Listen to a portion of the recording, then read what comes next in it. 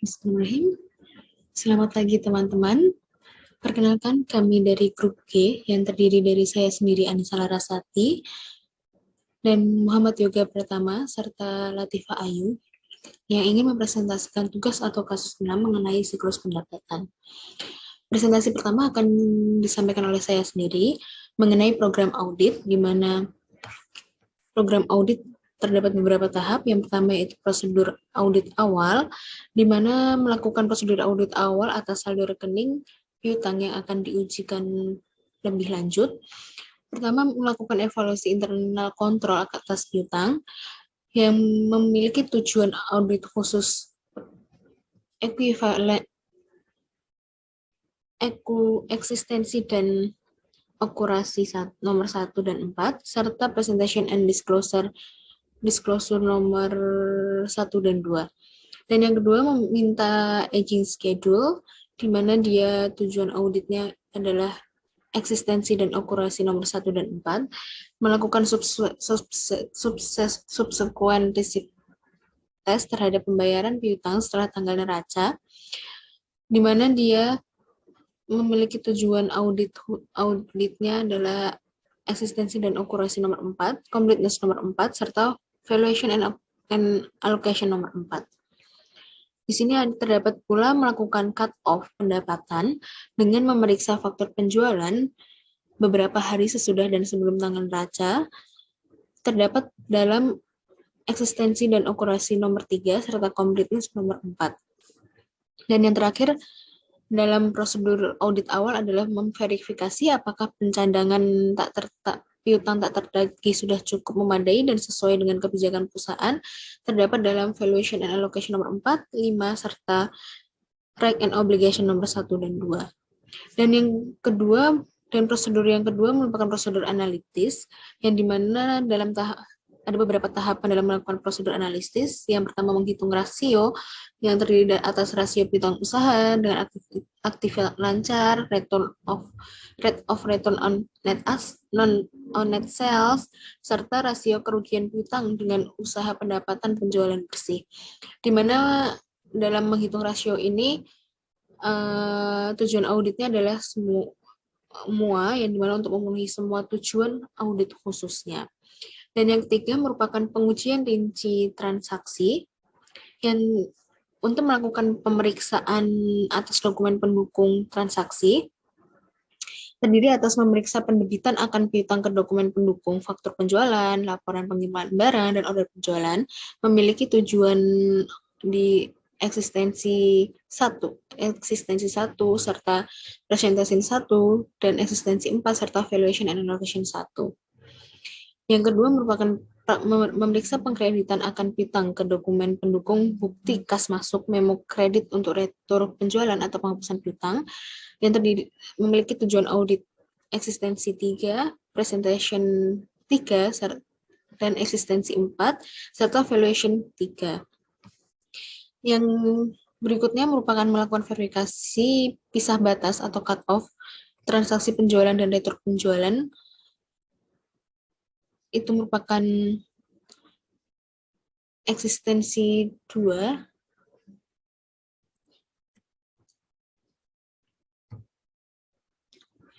Dan yang terakhir adalah melakukan verifikasi pisah batas atau cut-off transaksi penerimaan kas, yang dimana dia tujuannya adalah EO2, C completeness 2, serta EO4, serta valuation and allocation 2. Yang keempat merupakan pengujian rinci saldo, di mana melakukan prosedur konfirmasi terhadap piutang bila konfirmasi yang dikirim tidak dijawab, pemeriksaan bukti dasar pencatatan dan tes penerimaan pembayaran piutangnya. Memiliki tujuan audit khusus yaitu EO4, C4, serta VA4, dan PD4. Dan yang selanjutnya adalah perhatikan saldo piutang lama yang masih outstanding, yaitu EO4, C4, VA4, dan PD4 sama. Dan yang terakhir adalah penyajian dan pengungkapan, mempelajari kebijakan akuntansi perusahaan mengenai pengakuan pendapatan dan mencocokkan apakah sesuai dengan prinsip akuntansi yang berlaku umum, serta mempelajari juga kebijakan pembelian kredit, dan jangka waktu pembayaran, memeriksa klasifikasi piutang ke dalam kelompok aktif lancar dan aktif tidak lancar, memeriksa klasifikasi piutang ke dalam kelompok piutang usaha dan piutang non-usaha, serta yang terakhir adalah menentukan kecukupan pengungkapan dan akuntansi untuk transaksi antar pihak yang memiliki hubungan istimewa, piutang yang digadaikan, piutang yang telah dianjakan ke perusahaan anjak piutang.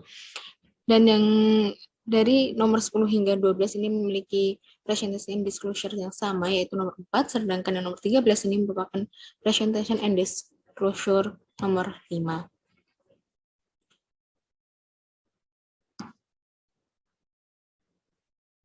Nomor 5.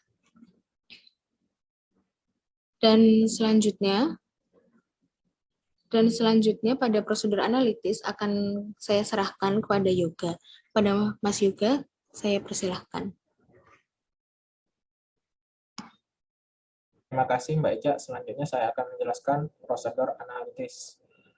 Prosedur analitis ini dimaksudkan untuk membantu auditor dalam memahami bisnis klien dan dalam untuk menemukan bidang yang memerlukan audit yang lebih intensif. Pada tahap ini kami menggunakan 3 perhitungan rasio. Yang pertama, rasio piutang usaha dengan aktiva lancar. Kedua, return on net sales. Dan yang ketiga, rasio kerugian piutang usaha dengan pendapatan penjualan bersih. Selanjutnya, untuk lebih jelas dalam prosedur analitis, saya akan melihatkan sheet perhitungan prosedur analitis yang kami lakukan. Berikut pada sheet ini ada nama klien, nama KKP piutang dagang, keterangan akun aset, PP Index, P3, dan prosedur analitis yang ada yaitu berdasarkan laporan keuangan, info dari laporan keuangan, kami dapat melakukan perhitungan pada 3 perhitungan rasio ini. Yang pertama, rasio piutang usaha dengan aktiva lancar dengan cara menambahkan saldo piutang usaha dengan aktiva lancar dan didapat dengan nilai sebesar rasionya sebesar 283.562.295. Dan selanjutnya pada rasio of return on net sales, yaitu dengan cara menghitung laba bersih ditambah dengan pendapatan penjualan bersih, dan didapat nilai sebesar 771.587 juta rupiah. Selanjutnya pada perhitungan terakhir, rasio kerugian piutang usaha dengan pendapatan penjualan bersih dengan cara menghitungnya yaitu dengan kerugian piutang usaha ditambah pada pendapatan penjualan.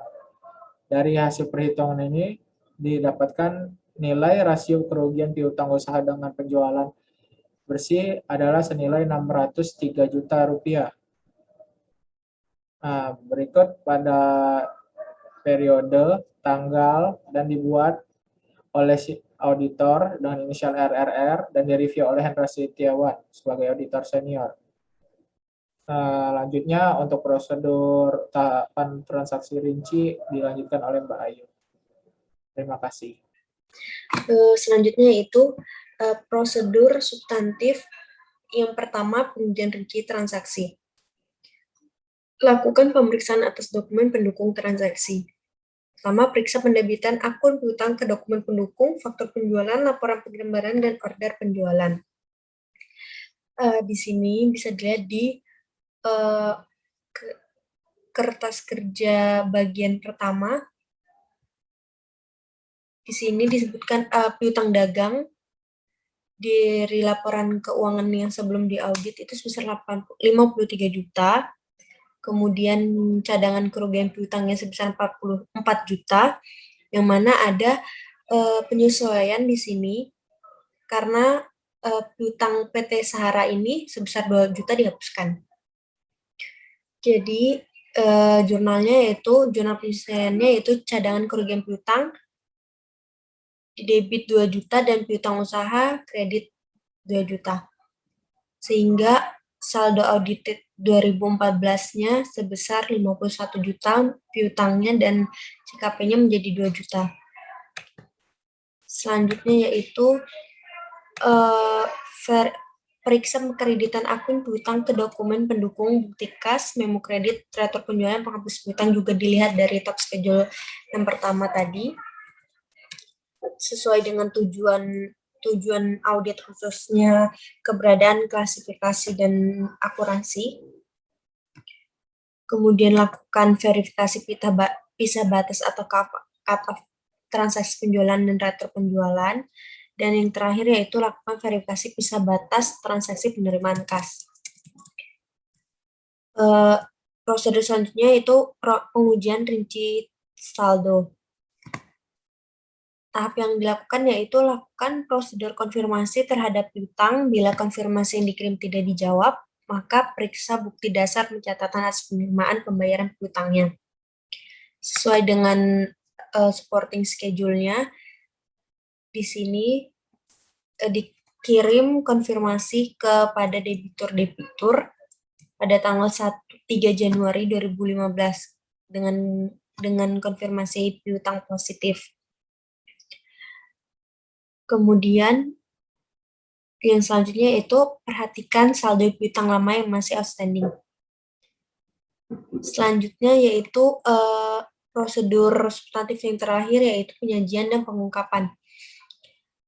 Pelajari kebijakan akuntansi perusahaan mengenai pengakuan pendapatan dan dicocokkan apakah sesuai dengan prinsip akuntansi yang berlaku umum, serta pelajari juga kebijakan pemberian kredit dan jangka waktu pembayarannya.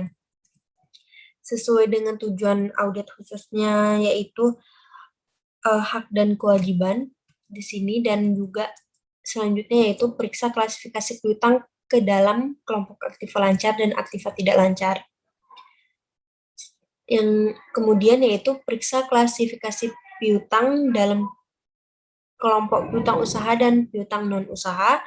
Dan yang terakhir yaitu tentukan kecukupan pengungkapan dan akuntansi untuk transaksi antar pihak yang memiliki hubungan istimewa, piutang yang digadaikan, piutang telah dianjakkan ke perusahaan anjak piutang.